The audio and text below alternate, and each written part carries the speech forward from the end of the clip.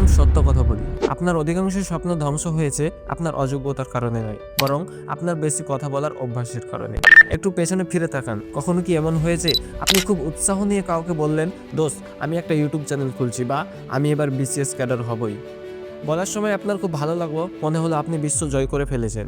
কিন্তু কিছুদিন পর দেখা গেলো সে কাজটা আর হলো না। আপনার সেই উৎসাহ বেলুনের মতো চুপসে গেল। কেন এমন হয়?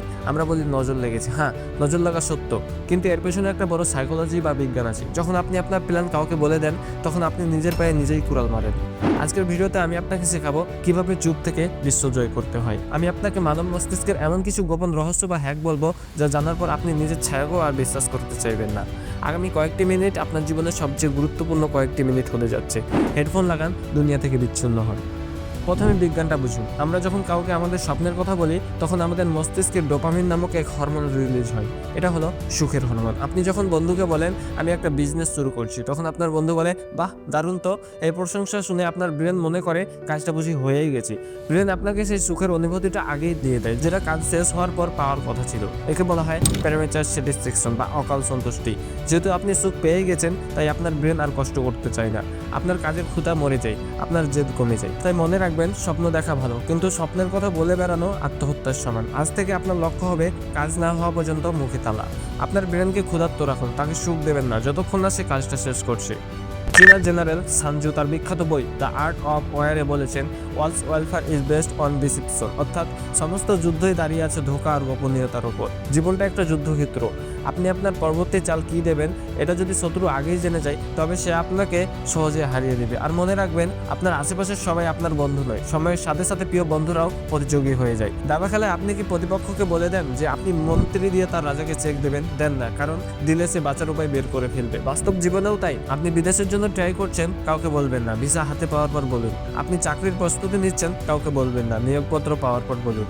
মানুষকে চমকে দিন, তারা যেন আপনাকে দেখে অবাক হয়ে বলে, আরে তুই এটা কবে করলি? খোলা বইয়ের মতো হবেন না, যাকে সবাই পড়তে পারে। নিজেকে রহস্যময় করে তুলুন। রহস্যময় মানুষরাই আকর্ষণীয় হয়, আর রহস্যময় মানুষরাই রাজত্ব করে। দ্বিতীয় যে বিষয়টি কখনো প্রকাশ করবেন না, তা হলো আপনার আয় বা সম্পদ। আমাদের সমাজে একটা অদ্ভুত রোগ আছে, একে বলা হয় শো অফ বা লোক দেখানো। একটু টাকা হলে আমরা ফেসবুকে স্ট্যাটাস দিই, বন্ধুদের বলি, কিন্তু এর পরিণাম কি জানেন? হিংসা। মানুষের নজর খুব খারাপ জিনিস। আপনার আপন আত্মীয়রাই আপনার উন্নতি দেখে মনে মনে জ্বলে পড়ে যাবে। তাদের বদ নজর আপনার সংসার ধ্বংস করে দিতে পারে। স্বার্থপর মানুষ। যখন সবাই জানবে আপনার অনেক টাকা, তখন একদল মাছি আপনার চারপাশে ঘুরবে। তারা আপনাকে নয়, আপনার পকেটকে ভালোবাসবে। বিপদ। আপনি নিজের অজান্তেই চোর, ডাকাত বা স্ক্যামারদের দাওয়াত দিচ্ছেন। স্মার্ট মানুষরা কখনো টাকার গরম দেখায় না। তারা সাধারণ টি শার্ট পরে ঘরে সাধারণ খাবার খায়, কিন্তু তাদের ব্যাংক ব্যালেন্স থাকে পাহাড় সমান। মনে রাখবেন, মানি টক্স বাট ওয়েলথ উইসপার্স। টাকা কথা বলে, কিন্তু সম্পদ ফিসফিস করে। নিজেকে গরিব বা সাধারণ দেখান, এতে আপনি নিরাপদে থাকবেন। তৃতীয় এবং সবচেয়ে সেন্সিটিভ বিষয়, কখনো নিজের দুর্বলতা, ভয় এবং পারিবারিক অশান্তির কথা বাইরের মানুষকে বলবেন না। আমরা আবেগের বশে বন্ধুদের কাছে নিজের ঘরের সব কথা বলে ফেলি। আমার বউ আমার কথা শোনে না, আমার বাবা আমাকে দেখতে পারে না, আমি খুব ভয়ে আছি। আপনি ভাবছেন আপনি দুঃখ শেয়ার করছেন, না, আপনি তাদের হাতে আপনার ধ্বংসের অস্ত্র তুলে দিচ্ছেন। মানুষ আপনার মুখের সামনে সহানুভূতি দেখাবে, বলবে আহারে খুব খারাপ হলো, কিন্তু বিশ্বাস করুন, মনে মনে তারা খুশি হবে। এবং যেদিন আপনার সাথে তাদের সামান্য ঝগড়া হবে, সেদিন তারা আপনাকে ওই দুর্বল জায়গাতেই আঘাত করবে। তারা আপনার গোপন কথাগুলো পুরো এলাকায় রুটিয়ে দেবে। আপনার ঘরের কথা, আপনার বেডরুমের কথা, এগুলো চার দেওয়ালের ভেতরেই কবর দিন। বাইরের জগৎকে দেখান যে আপনার জীবনটা পারফেক্ট।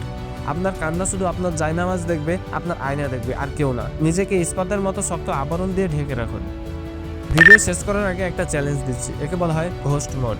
আগামী 3 মাস, মাত্র 90 দিন আপনি মুখ বন্ধ রাখুন। সোশ্যাল মিডিয়াতে কোনো পোস্ট দেবেন না, বন্ধুদের আড্ডায় নিজের প্ল্যান বলবেন না, কারোর সাথে তর্কে জড়াবেন না। কেউ জিজ্ঞেস করলে বলবেন দিনকাল মোটামুটি যাচ্ছে।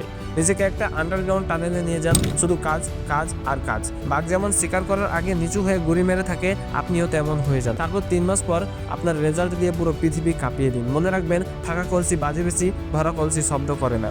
আপনি ভরা কলসি হন, আপনার নীরবতাই হবে আপনার সবচেয়ে বড় হাতিয়ার। দেখা হবে বিজয়ের মঞ্চে। চুপ থাকতে শিখুন, জিতবেন ইনশাল্লাহ। আসসালামু আলাইকুম।